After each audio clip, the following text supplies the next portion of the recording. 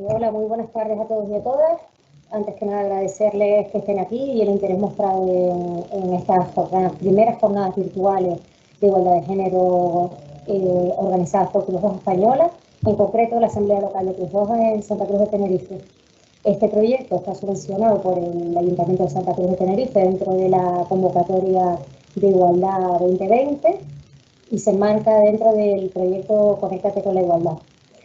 Los que hayan tenido ocasión de leer el programa habrán visto que tenemos 6 jornadas por delante. Las 5 primeras serán entrevistas con ponentes especialistas en su área concreta y la sexta jornada, 18 de marzo, coincidiendo con las celebraciones del Día Internacional de la Mujer, lo dedicaremos a una mesa redonda en la que participarán esos mismos 5 ponentes. El objetivo de esa última jornada es establecer un diálogo, hacer reflexiones, establecer conclusiones para que entre todos y todas consigamos un cambio. Como sabemos, este tipo de jornadas son todavía, por desgracia, necesarias. Hemos avanzado mucho en igualdad, no lo vamos a negar. Sí que es verdad también que tenemos que estar atentos y atentas para no retroceder en lo que hayamos ganado, especialmente ahora que con la pandemia sabemos que cuando las cosas van mal, normalmente para las mujeres van incluso peor. Contamos con la presencia de 5 ponentes de reconocido prestigio, como les he dicho. Además, el formato que hemos decidido es de entrevista para que sea dinámico y enriquecedor para todos. Contamos con la presencia de Miriam Albéniz, que será la entrevistadora en todas las jornadas. Es una conocida comunicadora con gran experiencia en medios de comunicación y para nosotros es un lujo poder contar con ella. Pues sin más, únicamente decirles que cuentan con un foro de preguntas y respuestas en la que todos pueden participar. Las preguntas que tengamos tiempo las responderemos al final. Pues sin más, pues de paso a Miriam Albéniz.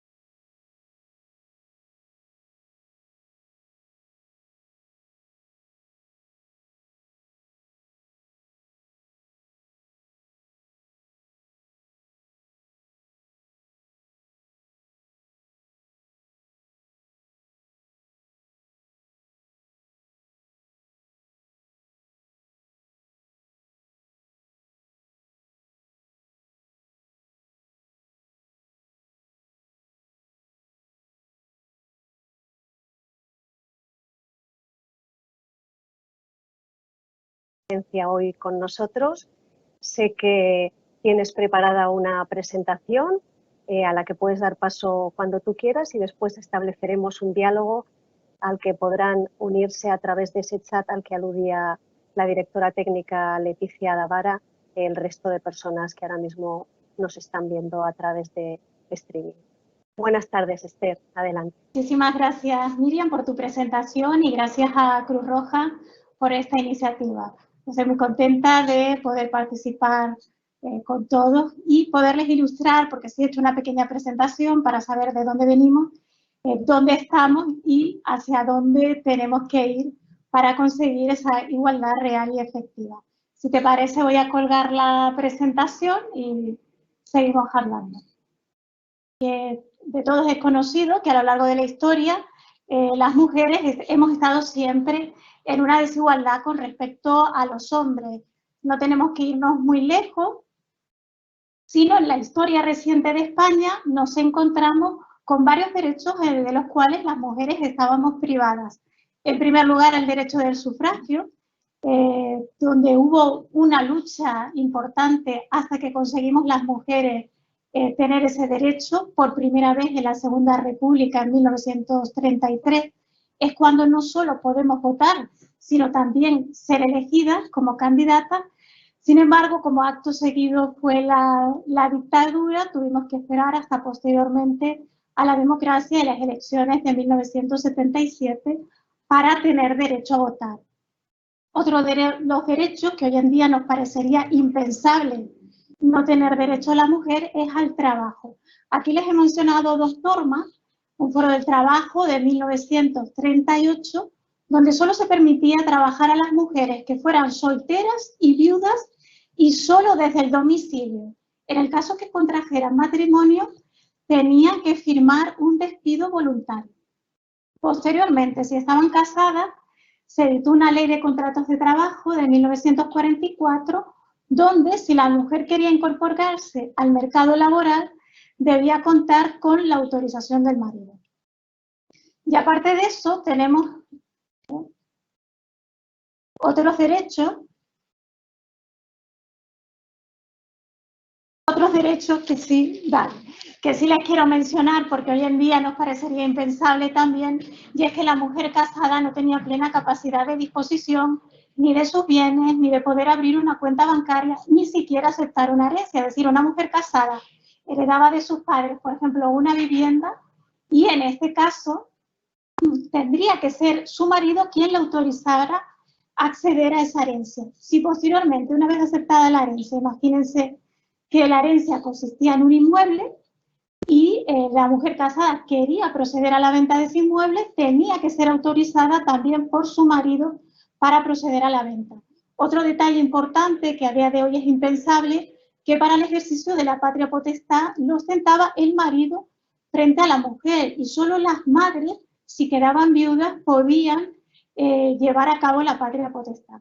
Afortunadamente, con lo que es cuando se dicta la Constitución española, supone ya un punto de inflexión a partir del cual vamos a ir adquiriendo numerosos derechos, sobre todo porque en la Constitución tenemos dos artículos fundamentales, cuáles son el artículo 14, que ya promulga el principio de igualdad, el principio de no discriminación, y el artículo 9, que insta a los poderes públicos a llevar a cabo toda una serie de medidas para que no haya discriminación entre mujeres y hombres, y la mujer puede intervenir en todos los ámbitos de la vida pública y privada.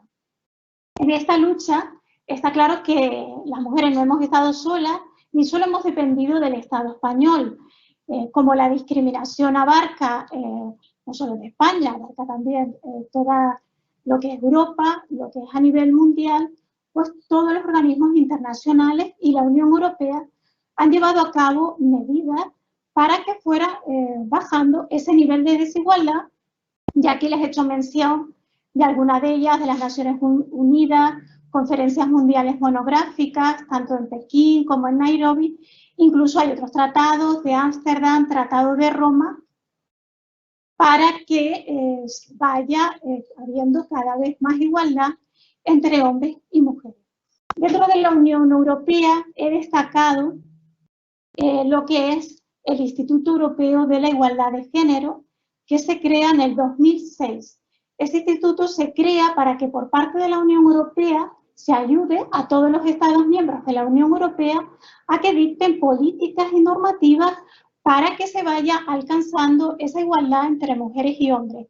También para que dentro de la población europea haya conciencia social de esa igualdad de oportunidades que necesitamos mujeres y hombres, y también, que lo veremos al final, para llevar a cabo una estadística y un índice donde aparece en qué punto estamos y cómo hemos ido evolucionando a lo largo de todos estos años en la Unión Europea.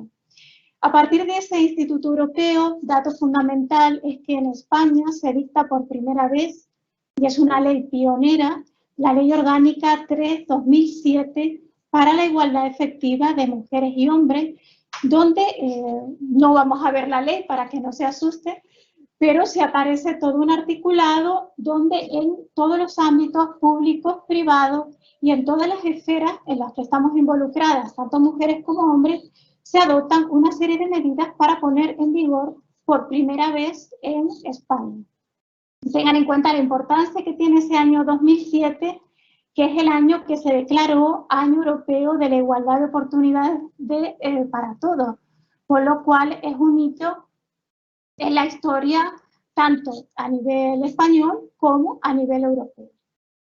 Como seguimos con políticas y seguimos con esta desigualdad, por eso es importante, como bien ha presentado la directora de Cruz Roja, hay en determinadas áreas que hay que seguir priorizando para que las mujeres podamos seguir avanzando en materia de igualdad. Me voy a centrar en tres, ya que dos de ellas, que son la violencia de género y la erradicación de los estereotipos sexistas o de género, van a ser objeto de otra de las charlas, hablemos de la igualdad. Entonces me he centrado en otras cuestiones que sí no van a ser objeto de otro de los compañeros. Un problema que seguimos teniendo entre mujeres y hombres es la brecha salarial y sobre todo que las mujeres no tenemos la misma independencia económica ni el mismo nivel económico para continuar adelante en la sociedad. Es cierto que vivimos en Europa y afortunadamente Europa es una de las áreas donde mayor igualdad salarial existe, aunque queda mucho por mejorar y no alcanzamos el 23% de desigualdad, que es la cifra mundial de desigualdad entre mujeres y hombres en el salario. Donde más se ve problemas y riesgos de riqueza es cuando las mujeres llegan a la edad ya de jubilación. ¿Por qué? Por esta mentalidad que tenemos, que las madres son las que deben acordar, ¿no? Y que tratar del cuidado de los hijos, pues las mujeres no suelen cotizar tanto tiempo y aparte han tenido unos salarios inferiores a los del hombre. Entonces, como han estado tiempo sin trabajar, muchas veces por estar dedicadas a la crianza de los hijos, cuando se incorporan y después llegan a la de jubilación, ni tienen tantos años cotizados, su salario ha sido inferior, por lo cual su nivel de pobreza puede llegar a una diferencia de un 36%, entre la pensión de jubilación que percibe un hombre y la pensión de jubilación que percibe una mujer. Para que vean que seguimos en el camino de la igualdad y que con la ley que se dictó en el 2007 para esa igualdad efectiva no ha dado los frutos que se pretendían en ese momento, es que a día de hoy se siguen dictando normativas en esta materia. Aquí les he hecho mención para que lo vean a título de ejemplo. Hay unos reales decretos, incluso uno de ellos ha entrado en vigor ahora el 14 de enero del 2021, donde se regulan los planes de igualdad, y otro, el de la igualdad retributiva, entrará en vigor ahora próximamente el 14 de abril. ¿Cuál es la diferencia? En la ley que hemos mencionado, del 2007, ya se hacía constar que las empresas tenían que hacer planes de igualdad, tendrían que procurar que no hubiera discriminación entre hombres y mujeres a la hora de contratar, a la hora de que hubiera una igualdad retributiva. Sin embargo, ese límite estaba en empresas que tuvieran 250 o más trabajadores. Dado que realmente no se ha llegado a esa igualdad efectiva, ¿qué ha hecho el legislador el año pasado? Reducir el número de trabajadores que tiene que tener una empresa para aplicar estos planes de igualdad y para aplicar esta igualdad retributiva. Para ello se han articulado unos mecanismos, como es la auditoría retributiva, para que se lleven a cabo una serie de controles para comprobar si efectivamente, una vez que entre en vigor el próximo 14 de abril este Real Decreto, se está cumpliendo por parte de las empresas realmente esa igualdad retributiva y esa igualdad de oportunidades para mujeres y hombres. No sé si aquí el legislador se ha quedado corto, hemos pasado de 250 a 50 trabajadores, que ya estaba regulado así en otra normativa anterior, que también del 2019, y a lo mejor quizá hubiera sido más conveniente que rebajara el número de trabajadores a 20, porque lo más probable es que dentro de unos años se vuelva a hacer una modificación en ese sentido. Otro de los aspectos en los que fallamos para conseguir la igualdad es la conciliación de la vida privada y la vida profesional. Aquí también la Unión Europea ha estado a España que dice más normativa al respecto y por eso hay una serie de normativas más recientes que la tienen en pantalla, ley de 39 del 99 y después unos reales decretos muchos más recientes, el 6/2019 y el 3/2021. Ya ven que es de este año. En este caso se amplía incluso la cobertura del ingreso mínimo vital, se ha creado un complemento de maternidad y sobre todo con toda esta normativa lo que se quiere es que haya más corresponsabilidad en el cuidado de los hijos. ¿Qué pasaba? Históricamente los empresarios, una vez la mujer se incorpora al mercado laboral, preferían contratar a un hombre frente a una mujer precisamente por los permisos de maternidad, ¿no? Decían, no, prefiero a un hombre porque no va a coger ningún tipo de permiso. Sin embargo, con esta normativa lo que se ha hecho es equiparar tanto padre como madre tiene derecho a 16 semanas de permiso de maternidad y paternidad y entonces ese argumento ya no lo puede esgrimir un empresario para dejar fuera a una mujer en ese puesto de trabajo. Otro dato que he querido destacar es la custodia compartida. Como ven, todavía en España nos queda camino de recorrer para cambiar la mentalidad y que haya más custodias compartidas. Les puedo contar un ejemplo de un juicio que celebré en el 2019, donde a la señora se le preguntaba por qué no quería que el padre tuviera una custodia compartida y ella solo hacía repetir porque ella era su madre. Cuando yo le pregunté, bueno, nadie ha dudado que usted fue una buena madre, pero ¿qué motivo esgrime usted para no conceder o no querer que haya una custodia compartida? Y volví a reiterar porque era la madre de la niña.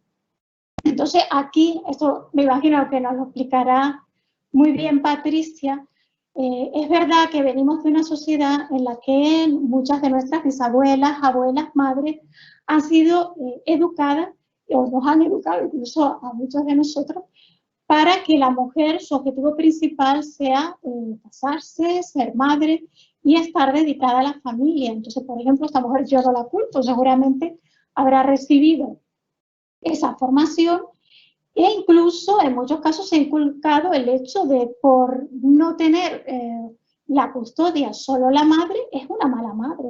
Entonces, este concepto hay que cambiarlo porque sobre todo en uno de los aspectos que fallamos nosotros en la estadística europea que ahora vamos a ver es en el tiempo, es decir, las mujeres seguimos dedicando mucho más tiempo a labores de la casa, al cuidado de hijos, al cuidado de mayores. Si compartimos estas tareas más con los hombres, nosotros tendremos también más tiempo para seguirnos formando y para estar en puestos de poder, que muchas veces nos limitamos y no estamos en ellos, en puestos de representación, porque pensamos que no vamos a tener después tiempo para dedicarlo a nuestra familia. Entonces hay que cambiar ese paradigma, dar más custodias compartidas para seguir avanzando. Otro de los aspectos importantes, creo que estoy yendo para detrás, en vez de para...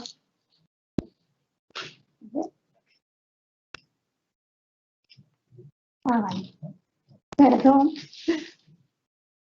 Otro de los aspectos importantes es la misma representación en la toma de decisiones. Es decir, las mujeres, si bien cada vez más accedemos a la formación universitaria, lo cierto es que después nos cuesta tanto que se nos contrate como posteriormente poder alcanzar puestos de representación e importancia. Aquí les he destacado un dato importante en el cual sigue habiendo un problema de concentración desigual de hombres y mujeres en los sectores laborales. Por ejemplo, veía al mediodía que hoy es el Día Internacional de la Mujer y la Niña Científica. Y entonces decían la estadística que solo de cada 3 científicos, 1 es mujer, porque las mujeres seguimos estudiando más, en mi época era así, pues, carreras de letras, ¿no? Seguimos formándonos más en lo que son magisterio, derecho, a lo mejor en ciencias nos vamos más por la rama de medicina, enfermería, pero lo que son ingenierías científicas, informáticas, no sigue habiendo un número elevado. Por eso a la mujer también le cuesta tanto acceder al mercado laboral, por cuanto se centran más en determinadas materias y donde hace falta más mujeres es en otras. Esto sigue produciendo un desequilibrio y por ello hay que aplicar lo que se llaman políticas de discriminación positiva. Este término se acuñó en Estados Unidos en los años 60 por la discriminación racial, pero después se trasladó al resto del mundo porque lo que se hace con este tipo de políticas es favorecer a grupos minoritarios y a grupos que han estado castigados a lo largo de la historia, como hemos visto aquí en España, con la vulneración y la privación de una serie de derechos. Entonces, para que la mujer pueda obtener y acceder al mercado laboral, pueda tener herramientas de inclusión, se han llevado a cabo este tipo de políticas. Les he puesto aquí algunos ejemplos como cuando una mujer es mayor de 45 años, que le cuesta mucho volver a incorporarse al mercado laboral, pues hay una serie de políticas de bonificación al empresario que contrata a una mujer de estas características. O también las mujeres víctimas de violencia de género, que también cuentan con cursos de formación, con ayudas para que puedan incorporarse al mercado laboral. Y un dato de discriminación positiva y de una resolución en igualdad es, por ejemplo, hay unas recientes sentencias donde se elimina el requisito de convivencia a una mujer víctima de violencia de género para que pueda cobrar su pensión de viudedad. Esto antes tampoco se daba, no convivir con el fallecido, pues inmediatamente se le retiraba o no se le concedía esa pensión de igualdad. Entonces, esta es la situación, hemos visto en qué momento inicial estábamos, esa privación de derechos que teníamos, hemos visto que hemos ido avanzando con la promulgación de la Constitución, con la ley del 2007, la Ley Orgánica para la Igualdad Efectiva, 3/2007, y toda esta normativa, que es bastante actual, que se sigue dictando para intentar conseguir esa igualdad, pero lo cierto es que no llegamos a ese nivel de igualdad efectiva. Y esto lo vemos, y estos datos sí quería que los vieran en pantalla, en el Índice Europeo de Igualdad de Género, que ha sido publicado el año pasado, se nos dice que la Unión Europea avanza tan lentamente que para conseguir la igualdad real entre mujeres y hombres aún tardaremos 60 años. La verdad que es un dato descorazonador, pero bueno, si nos vamos a España, afortunadamente en el 2020 ya vamos en el puesto número 8, pero el puesto número 8 de los de arriba, ¿no? Este índice europeo de igualdad se lleva a cabo tanto con unos datos que se consiguen a través de grandes estadísticas y también a través de grandes encuestas que se realizan por toda Europa. Se analizan 8 áreas fundamentales y 6 de ellas son el empleo, el dinero, el conocimiento, tiempo, poder y salud. Y en este ranking, el punto número 1 es la menor desigualdad y si nos vamos a 100 puntos es la igualdad efectiva. Entonces, en este último índice del año 2020, España estamos con 72 puntos sobre 100. Entonces, bueno, dentro de la media, incluso superamos a la media europea en 4,1 puntos, lo que supone un incremento importante. Y otro dato importante también es que nosotros somos el segundo país después de Croacia donde de mejor manera o más vamos avanzando en planes de igualdad. Entonces se preguntan cuáles son los principales países o los países que están los más altos son los países escandinavos y los Países Bajos. Pero bueno, entonces si ese dato les puede producir ese descorazonamiento de que nos quedan 60 años, yo creo que en España esperemos que no y vayamos más rápido en lo que es igualdad. Donde sí se sigue viendo esta desigualdad, que lo comentábamos antes y los datos estadísticos así lo reflejan, es en los puestos de decisión.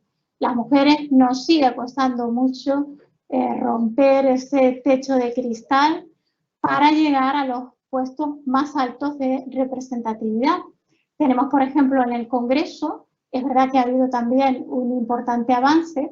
Desde el 2005, que había un 31% de mujeres, ya en el 2018 pasamos a un 43%.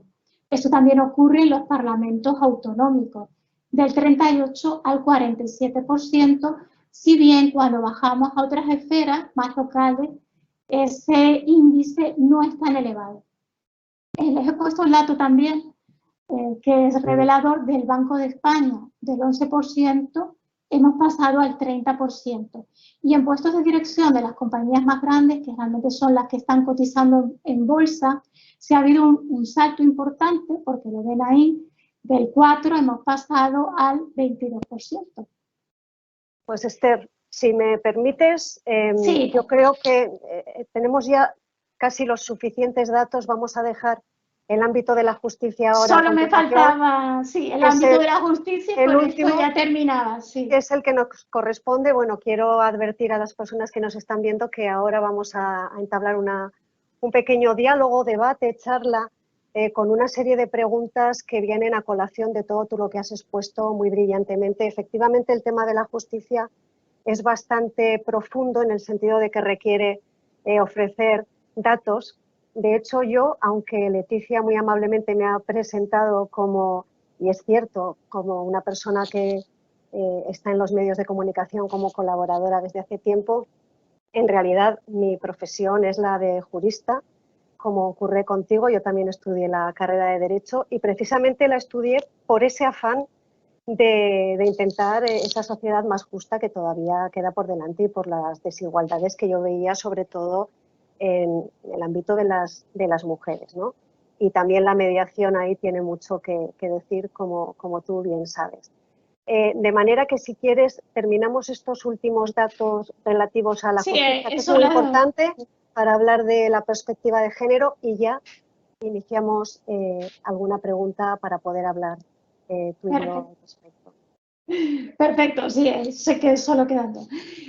Sí, porque no quería dejar, claro, como jurista yo también, abogada de ejercicio y mediadora, cómo nos está afectando a las mujeres la desigualdad. Entonces, unos datos, sobre todo, como dicen que una imagen vale más que 1000 palabras. Si ven la imagen, eso se trata del acto de apertura del año judicial del año 2019-2020, y las personas, aparte del rey, son los miembros de la sala de gobierno del Tribunal Supremo. Como ven, no hay ni una sola mujer. Este año ha cambiado y a día de hoy hay 2 mujeres, que son las que están en la sala de gobierno, pero en general, dentro del Tribunal Supremo, solo las mujeres representan un 12,34%. Si nos vamos al Tribunal Constitucional, pues 3/4 de lo mismo. A lo largo de los 40 años de existencia del Tribunal Constitucional, solo 6 mujeres han sido miembros de este órgano, con lo cual todavía queda mucho camino por recorrer en las altas esferas. Eso es lo que pasa, ¿no? Aquí les he hecho constar el dato que las nuevas incorporaciones a la carrera judicial son más mujeres que hombres, un 63% más. Pero cuando las mujeres van avanzando en la carrera judicial, se encuentran con este problema, que en audiencias provinciales, en tribunales superiores de justicia, y ya ni qué decir, Tribunal Supremo o Tribunal Constitucional, les es muy difícil llegar. En el Tribunal Constitucional, a día de hoy, solo hay 2 mujeres. Y un dato importante es que de los miembros se eligen, son 12 miembros, 4 propone el Gobierno, el Congreso, 4 el Senado, 2 el Gobierno y 2 el Consejo General del Poder Judicial, y nunca ni el Gobierno ni el Consejo General del Poder Judicial, que son sus propias compañeras, no han propuesto ni a una mujer como magistrada. Por eso, al día de hoy, solo hay 2. Y en la abogacía nos pasa igual. A día de hoy somos más mujeres que hombres, pero cuando intentamos ser socias en los grandes despachos, aquí en Canarias es verdad que no hay tantos, son más en Madrid, Barcelona y otras grandes ciudades, solo llegamos a un 20% y cobramos mucho menos que ellos. Y un dato que con esto sí que termino, es la conciliación a las mujeres abogadas nos cuesta mucho conciliar la vida familiar y laboral, somos autónomas, entonces somos nosotras las que tenemos que acudir a los juicios y en el caso de esta, por ejemplo, les he puesto, que ha sido muy sonado en redes sociales, una abogada en Cáceres que tenía un juicio el día 19 y el día 17 tenía previsto el parto. Solicita la suspensión del juicio con motivo de que 2 días antes iba a dar a luz y el juzgado le deniega esa suspensión del juicio. Bueno, aquí les he puesto el ejemplo de Cáceres, pero les digo que aquí en Tenerife también hemos tenido este problema. Y un paso que sí les quería hacer constar es que por primera vez el Consejo General del Poder Judicial ha otorgado a una magistrada progenitora única el hecho que pueda beneficiarse consecutivamente del beneficio del permiso primero de maternidad y posteriormente del permiso de paternidad. Aquí tendríamos pues una discriminación positiva para que esta magistrada, que está sola y tiene que cuidar sola a su hijo, pues pueda disfrutar de ese permiso de maternidad y paternidad. Y con eso ya terminamos. Muchísimas gracias, Esther, por esta presentación tan brillante y tan provechosa. Y yo ahora me voy a centrar en algunos aspectos, a desarrollar un poco más profundamente de los que has tratado. En primer lugar, creo que hay una sensación evidente de que una ley por sí misma no puede cambiar la mentalidad social. Y de hecho, se ha visto, por ejemplo, en las listas cremallera, hablo del ámbito político, donde ha tenido que obligarse a tomar una serie de medidas para que las mujeres tuvieran presencia y visibilidad en las instituciones y en las administraciones. Entonces, el paso de la igualdad legal a la igualdad real está indiscutiblemente unido de una forma inevitable al cambio de mentalidad social. Sí, evidentemente. Era como el ejemplo que he dado de esta señora que no quiere, no está de acuerdo de esta custodia compartida porque ella pensaba que sería así una mala madre. O sea, aquí yo creo que esto Patricia será la que más nos oriente en este sentido. Evidentemente, si seguimos manteniendo esta mentalidad que la mujer es la perfecta para el cuidado de los hijos o la perfecta para el cuidado de los mayores o la perfecta para hacer las tareas del hogar, es que así no vamos a ningún sitio.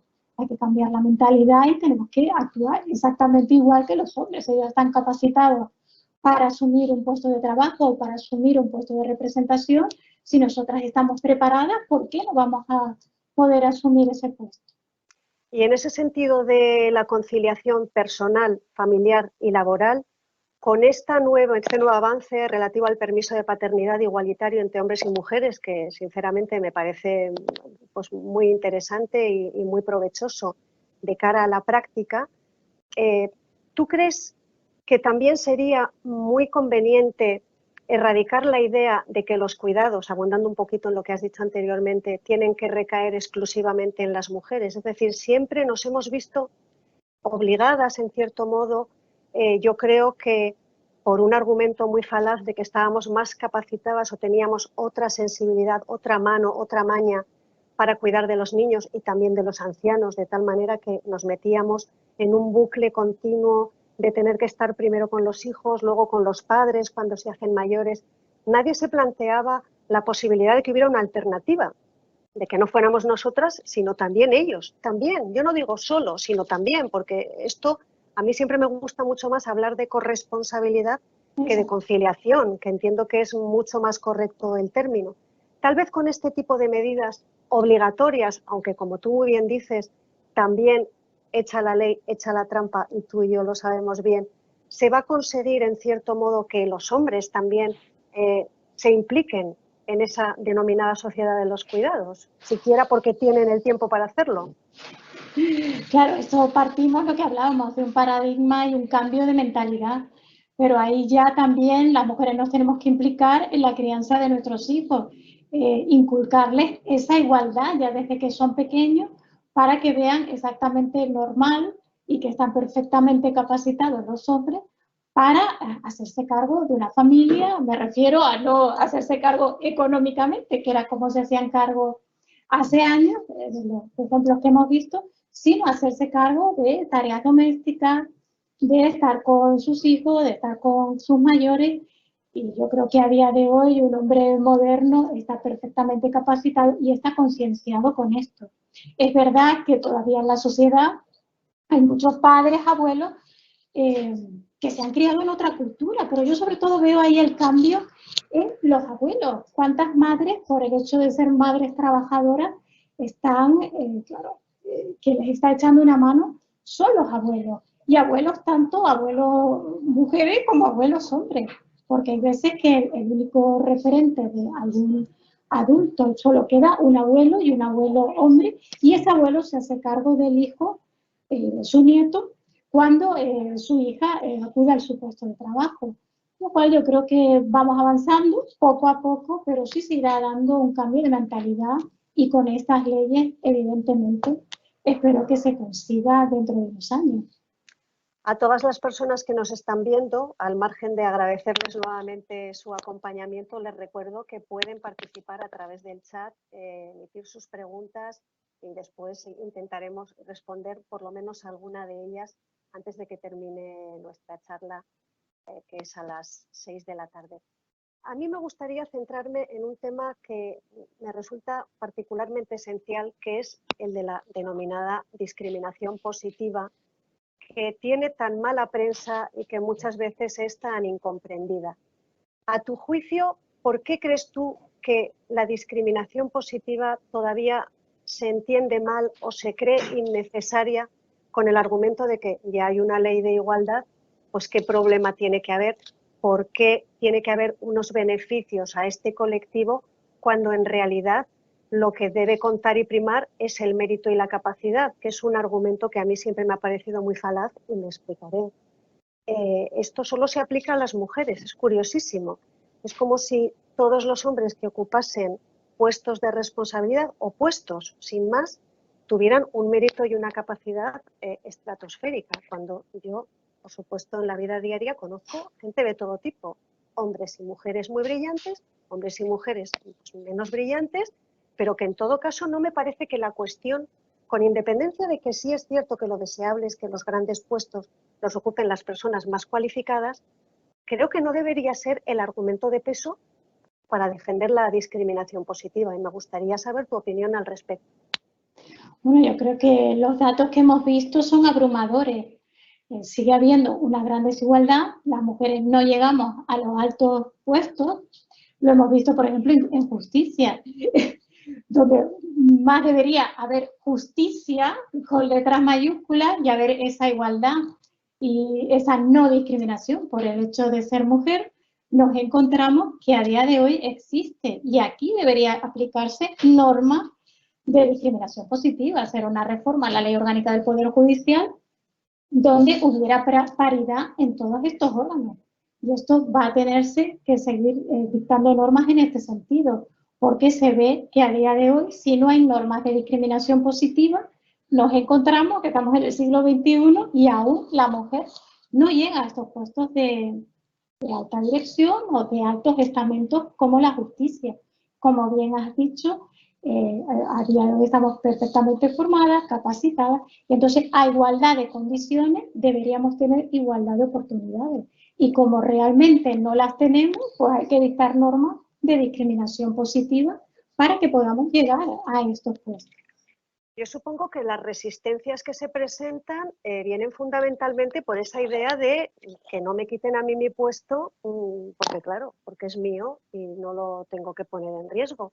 Que resulta verdaderamente chocante que siendo las mujeres, además mayoritarias, desde hace ya muchos años, no solamente en las facultades de Derecho, sino en el ejercicio libre de la profesión y, por supuesto, en las magistraturas, todavía esto no se resuelva de una forma más patente, porque es que no es que haya desigualdad, es que en la foto que tú has puesto de la inauguración de creo que era... No la apertura del año judicial, la apertura del año judicial, 2019-2020. exacto. Bueno, la foto, la verdad es que es un desgarro.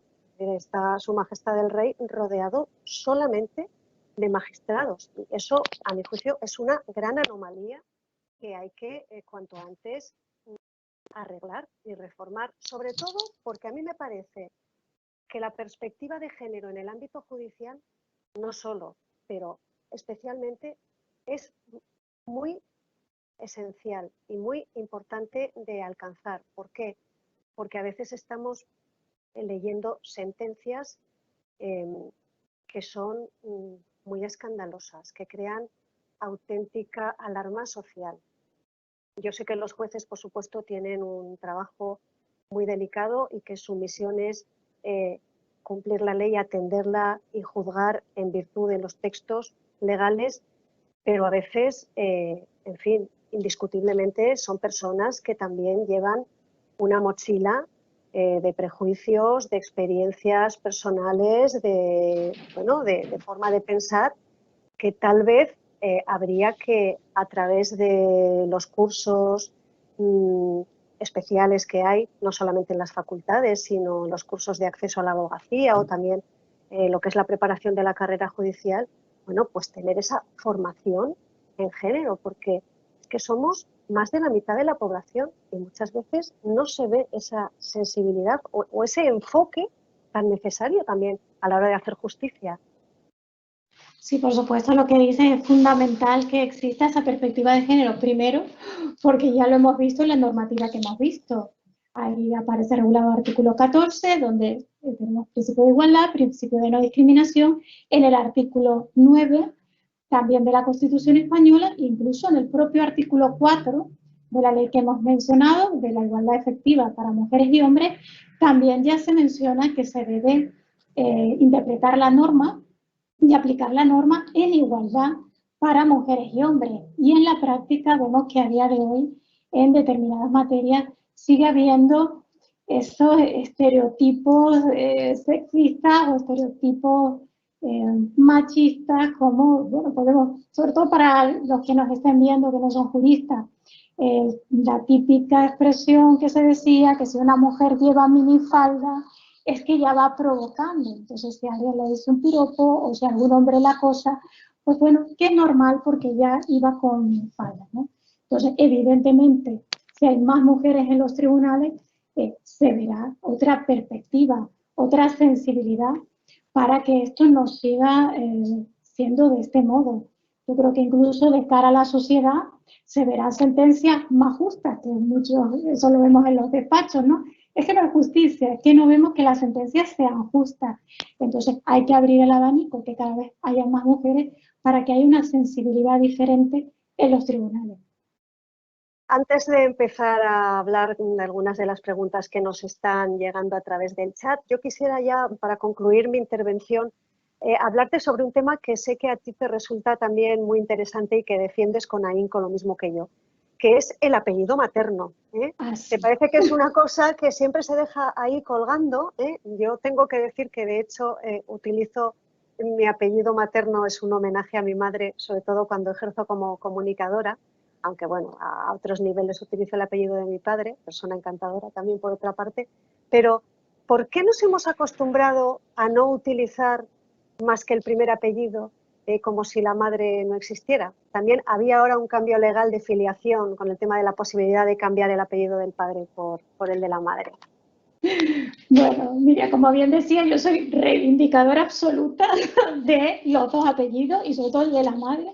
De hecho, en redes sociales, en mi despacho, todo lo tengo con los dos apellidos, que de hecho te lo comenté a ti, porque tanto, sobre todo en los medios de comunicación, quizá a lo mejor a veces por, no sé si es el encuadre de la comunicación, que queda mejor un solo apellido, y yo siempre digo, pero es que yo no soy extranjera, yo soy española y como española tengo mis dos apellidos.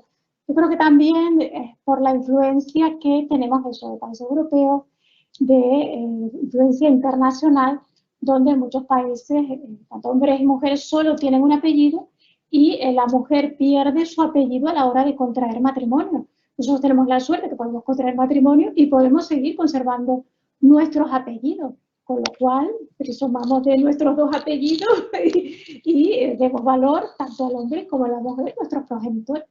Estupendo. Mira, te voy a ir trasladando algunas preguntas que nos están haciendo las personas que nos acompañan. Nos preguntan sobre los planes de igualdad en las pymes y en estas auditorías e inspecciones, si se sabe cómo van a funcionar para que realmente se apliquen, si contaremos con recursos suficientes y especializados. ¿Qué te parece? Aquí estamos hablando ya de presupuestos, me temo. Sí, claro, ayer me lo preguntaban también cuando entramos en la radio autonómica y el problema que tenemos es que, claro, se legisla, muy bonitas las medidas que aparecen sobre el papel, pero después siempre faltan medios a la hora de llevar a cabo esos controles, a la hora de tener los suficientes inspectores para ver si realmente se están poniendo en práctica los planes y se están cumpliendo. Sí es verdad que va a haber un registro y en ese registro habrá que inscribir esos planes, pero yo creo que a día de hoy no existen tantos medios para que los inspectores puedan acudir una por una a todas las empresas con 50 trabajadores a partir de ahí y poder controlar si realmente se están aplicando estos planes. Ya les digo que seguramente dentro de unos años habrá otra normativa que tenga que regular más exhaustivamente esta cuestión. Muy bien. Otra pregunta que nos formulan está relacionada con la patria potestad de los niños. Nos preguntan cómo se decide la patria potestad. Esto es cierto que tal vez sería conveniente que explicaras la diferencia entre patria potestad y custodia, porque claro, la patria potestad va por un lado, no se discute, salvo por algunas razones, vamos, muy extraordinarias que se retire, pero sí la custodia. ¿Cómo está el tema de las custodias compartidas? ¿Se nota que va aumentando la incidencia? ¿Se ve que los jueces cada vez están optando más por esta medida o todavía nos queda terreno también por avanzar? Sí, claro, por eso ponía yo el ejemplo que al principio que intervine, cuando la mujer era privada de la patria potestad y solo la asumía el hombre con respecto a los hijos. A día de hoy, por el hecho de tener un hijo, tanto hombre como mujer ostentan la patria potestad, que es hasta que su hijo sea mayor de edad, cumpla los 18 años, es quien controla los derechos y las obligaciones de ese menor y sobre todo para que los dos, en esa corresponsabilidad, hagan frente pues, a la alimentación del menor y a todo lo relacionado con la educación y crianza del hijo. Y la diferencia con respecto a la custodia es con quién, una vez la pareja se rompe, con quién pasa a residir habitualmente ese menor. Entonces, hasta ahora, realmente lo que decía yo en el ejemplo, lo más habitual era que la guarda y custodia le fuera concedida a la madre, la patria potestad seguía siendo compartida y después el padre tenía un régimen de visita. Afortunadamente, yo ponía los datos, esto cada vez va a mejor y cada vez se está concediendo más custodias compartidas. Por ejemplo, aquí en Tenerife, claro, tenemos 2 juzgados de familia en Santa Cruz de Tenerife y al cargo, al frente de esos 2 juzgados son mujeres. Sin embargo, frente a eso, son muy abiertas para conceder la custodia compartida. Se tiene que dar una serie de requisitos, pues que la pareja, su relación sea cordial, que residan cerca, que los niños tengan el colegio cerca y que se facilite, sobre todo, y no suponga un cambio muy grande al menor. En todo caso, en todas estas medidas, siempre lo que se tiene en cuenta es el interés del menor. Y si se tiene claro o se llevan a cabo informes incluso psicológicos, muchas veces para ayudarnos a los abogados y a los jueces a la hora de decidir a quién se le atribuye la guardia de custodia o si es conveniente que sea compartida. Y siempre, en última instancia, es para el menor. Si se ve que para el menor es más conveniente una custodia compartida, que no le va a suponer un desequilibrio, porque va a seguir con su vida diaria y va a estar en contacto igualmente con su padre y con su madre, generalmente ya si se dan estos requisitos se están concedidos. Sí, sin duda, yo también soy una gran defensora de los niños. Yo creo que tenemos que mentalizarnos de que ellos son los principales protagonistas en todos estos desencuentros. Ahí hablaremos algún día de mediación en otros entornos y en otras jornadas que tal vez hagamos. Pero me gustaría, ya que nos quedan solamente 5 minutos, que me hablaras brevemente de la labor que se realiza desde el Colegio de Abogados de Santa Cruz de Tenerife. Tú eres la secretaria de la Junta de Gobierno que próximamente tomará posesión. Me consta que que habéis defendido la paridad con uñas y dientes, y sé que hay una comisión de igualdad que ha tenido ciertas propuestas que también, bueno, pues con sus luces y sus sombras, sobre todo con el cambio de denominación del colegio. Y me gustaría pues que comentaras un poquito este tema antes de dar paso a la despedida de la jornada de hoy. Pues sí, no solo en el Colegio de Abogados, sino a nivel nacional. Nosotros, todos los colegios de abogados, pertenecen al Consejo General de la Abogacía Española, y desde el año 2018 también se ha dictado un plan de igualdad para todos los colegios de abogados. Tenemos la suerte que a día de hoy la presidenta a nivel nacional de todos los abogados es mujer, con lo cual ella también se ha preocupado muchísimo de estos temas. Y a nivel de nuestro colegio, por supuesto, hemos asumido este plan de igualdad. En esta candidatura, que tú bien has dicho, vamos a tomar de nuevo posesión en marzo. Hemos llevado una candidatura totalmente paritaria. Somos 6 hombres, 6 mujeres y el decano. Aparte de eso, también a nuestro colegio ha llegado estas demandas de estas compañeras a las cuales no les quieren suspender los juicios. Entonces solicitan al Colegio de Abogados lo que se llama el amparo judicial, y nosotros, como Junta de Gobierno, hemos remitido una resolución a los jueces correspondientes que no han querido suspender el juicio, no están sensibilizados con esta conciliación de la vida familiar y profesional, requiriéndoles para que les suspendieran el juicio, y en el caso de que no se les fuera suspendido, que el colegio les iba a amparar. ¿Por qué? Porque en el caso de que no se suspenda, se nos puede abrir un expediente, incluso ponernos unas multas. Entonces, evidentemente, en este caso hemos amparado totalmente a las compañías. Y en última instancia, con respecto a lo que tú hablabas de la denominación del colegio, en todo caso hemos aplicado, incluso hecho una modificación del reglamento del turno, donde el lenguaje totalmente es inclusivo, no está en esta nueva redacción del reglamento, pero sí en el año 2019 se celebró un referéndum para cambiar el nombre del colegio. Ahora mismo es Ilustre Colegio de Abogados de Santa Cruz de Tenerife, y para hacer un nombre inclusivo solicitábamos el cambio para Ilustre Colegio de la Abogacía de Santa Cruz de Tenerife. Pues realmente que teníamos pensado que se iba a cambiar la denominación, lo cierto es que no. Se sigue manteniendo el mismo nombre, porque en este referéndum siguió ganando que se siga llamando de los abogados. Pero no solo aquí en el de Tenerife, en los 4 colegios canarios se llevó a cabo el mismo referéndum, y solo en el de Lanzarote se consiguió realizar el cambio.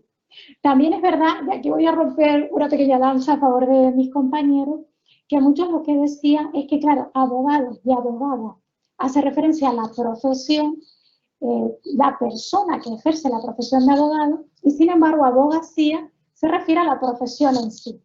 Bueno, es un matiz de terminología que yo creo que, bueno, a veces también es una excusa, ¿no?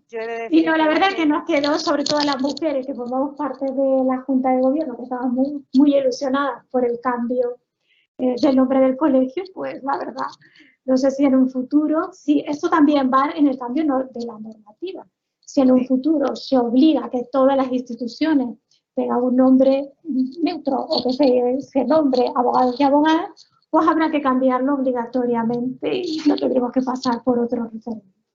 Pues tengo que decir que en aquella votación, curiosamente, hubo hombres que votaron a favor del cambio y hubo mujeres que votaron en contra. Eso también es una realidad que, bueno, que como mínimo cabe reflexionar sobre ella. Estamos llegando ya a las 6 de la tarde, que es el momento de la finalización de esta primera jornada. Me gustaría, Esther, que nos lanzaras un mensaje de esperanza y en positivo, y que esos 60 años que se supone que vamos a tardar en conseguir la igualdad, bueno, pues los reduzcamos con iniciativas como esta que estamos viviendo en la tarde de hoy. Sí, por supuesto, ¿no? 60 años a nivel de toda Europa. Yo creo que como nosotros en el ranking vamos en el número 8, no llegaremos a tantos años. Lo que sí tenemos que ser conscientes, y que esto no es una lucha también solo de las mujeres, sino también que tanto hombres y mujeres caminemos de la mano para conseguir esta sociedad más igualitaria, con menos discriminación, que queremos alcanzar en un breve periodo de tiempo. Y agradecer, por supuesto, de nuevo a Cruz Roja y a ti por contar conmigo, y esperemos que se sigan haciendo iniciativas como esta, que son las que abrirán paso para esa igualdad, tanto legal como real. Pues eso es Muchas lo que gracias. deseamos, Esther. Te agradezco muchísimo tu intervención, estupenda en esta tarde, tu aportación. Quiero despedirme de las personas que nos acompañan. Ahora voy a dar paso a mi compañera Beatriz también para que clausure la jornada de hoy. Y les recuerdo que seguimos porque hay muchos ámbitos de igualdad en los que tratar. En concreto tenemos otros 5 jueves más por delante que nos encantará compartir con todos ustedes. Muchísimas gracias por su atención y hasta la próxima semana. Pues muchas gracias a Miriam Albeniz y a Esther Medina por estar aquí con nosotros y, por supuesto, a todos ustedes por acompañarnos en esta primera entrevista, en la primera jornada de igualdad, sobre igualdad de género. Y yo les invito a que el próximo jueves estén con nosotros, porque estará aquí Vicente Zapata y él tratará un tema muy importante, como es la integración de la mujer en las comunidades y el problema que existe con la mujer en el entorno laboral. Les invito a que si no se han inscrito todavía puedan hacerlo y nos vemos el próximo jueves.